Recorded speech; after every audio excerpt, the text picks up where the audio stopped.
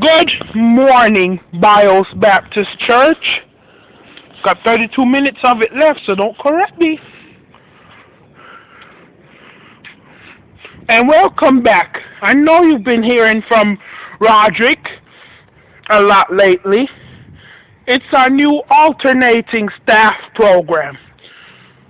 So therefore you'll be hearing from a lot of people doing a lot of things that seemingly is not their job. Today we are going to be talking a lot more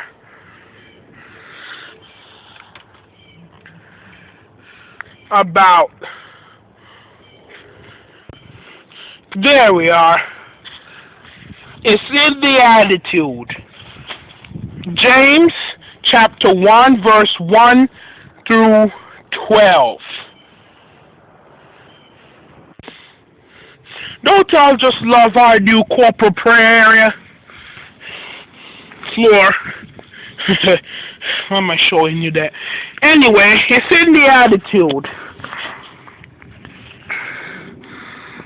Inja drove home from work, discouraged and tired.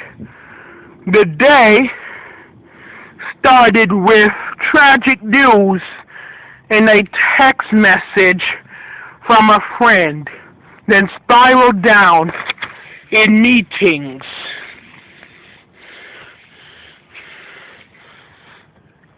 with co-workers who refused to work with any of her ideas. As Ranger was talking to the Lord, she thought it was best to put aside the stress of the day and made a surprise visit with flowers to an elderly care center. Her spirits was lifted as Maria shared how good the Lord was to her. She said, "I have my own bed and a chair, 3 meals a day, and help from the nurses here. And occasionally God sends a cardinal to my window just because he knows I love them and he loves me." Attitude, perspective, as the saying goes. Life is 10% what happens to us and 90% how we react to it. The people James wrote to were scattered because of their prosecution, and he asked them to consider their perspective about these difficulties. He challenged them with these words: "Consider it pure joy whenever you face trials of many kinds. We each had our own journey, learning to trust God with hard circumstances. The kind of joy-filled perspective James talked about as we learned. See that God can use struggles to produce maturity in our own journey." So, when we want to mature in Christ, the closer we get to Jesus, the more trials and problems we are going to have.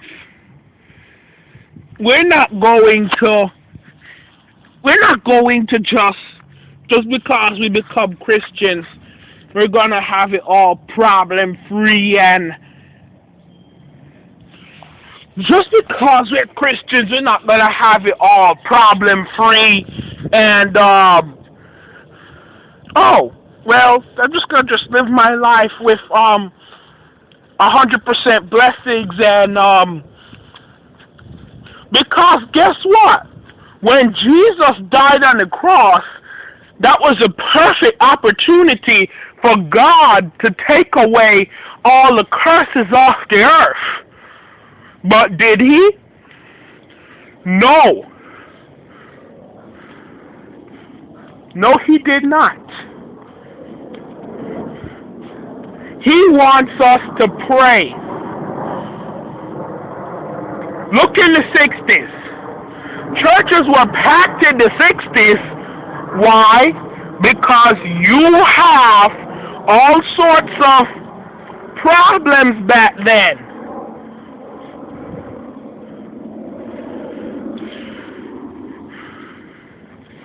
The more problem, the more prayer. The less problem, the less prayer. Churches are scattered out and empty now. The pews are empty. I preach right there. The scattered pews are right there. If this was a 60s church, I would have to put the seats back here. But now, the seats stop here. And trust me, I see it every Sunday when I'm putting those seats out. I know exactly where those seats stop. The seats used to go way back. I get 40 views on this YouTube video every Sunday. But guess what? Now, back then, I would have gotten hundreds. If only YouTube had been existing back then, and if only I were preaching back then, I would have had hundreds of views. But guess what? People quit going to church when there's no problem. Look at Hurricane Irma. They packed up the emergency department. Look when they had the shooting in Las Vegas. They packed up our emergency department. They packed up our services. There are thousands of churches in between Las Vegas and here, and I'm pretty sure they packed those out too, but they jumped straight here. You know why? Because basically we're in their house. Basically, because we're on their computer. So we're just there to hold them over until they can get to church. We don't say that, well, we're the only church. We still tell them, go to church, because guess what? Going to church online doesn't count as fellowship. Did you know that? Everybody's saying this is the advent of the future. It doesn't count. You still got to get up and go to a physical building to be in church.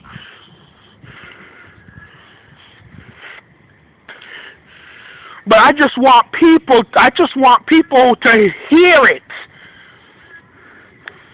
So what I can do, I do, and what I can't do, I just wish for. But guess what? Little problem. That's why there's problems.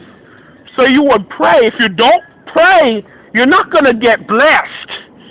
But we got to have an incentive. Classical conditioning. We got to link something to prayer.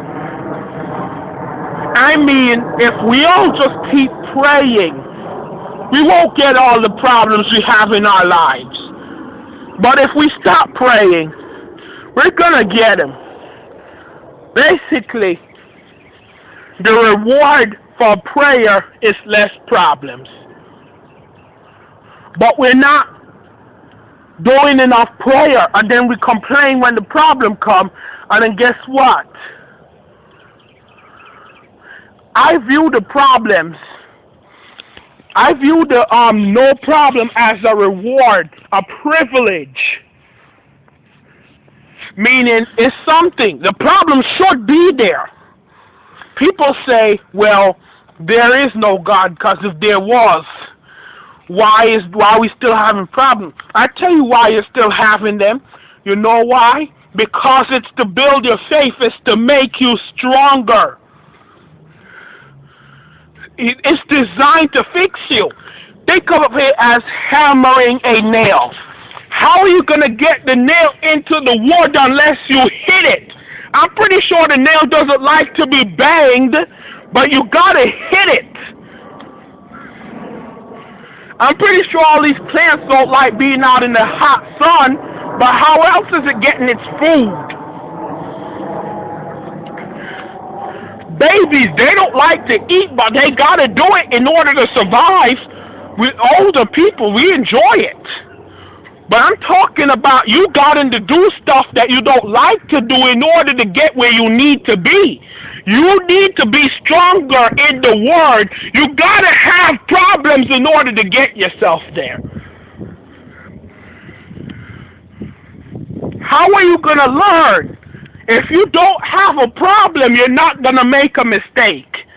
You're not going to get upset. If you don't have any of those things, you won't be successful in the Word of God. Well, that is all I can come up with, and time is up for this video. Well, thank you for all. Well, Father, in the name of Jesus, thank you for all that you've done, Lord. Thank you, Lord, for all you've done. I repent for my sins in the name of Jesus. Put this word into our hearts, Lord, in the name of Jesus. Let us continue, Lord, with this in the name of Jesus, that we may understand why, in the name of Jesus. Why, Lord, in the name of Jesus. And how, Lord, in the name of Jesus, you're there for us, Lord. And that we can come to you, Lord, in the name of Jesus. If we do have a problem, Lord, that we will have the courage to step up and ask for you in the name of Jesus, we pray. Amen.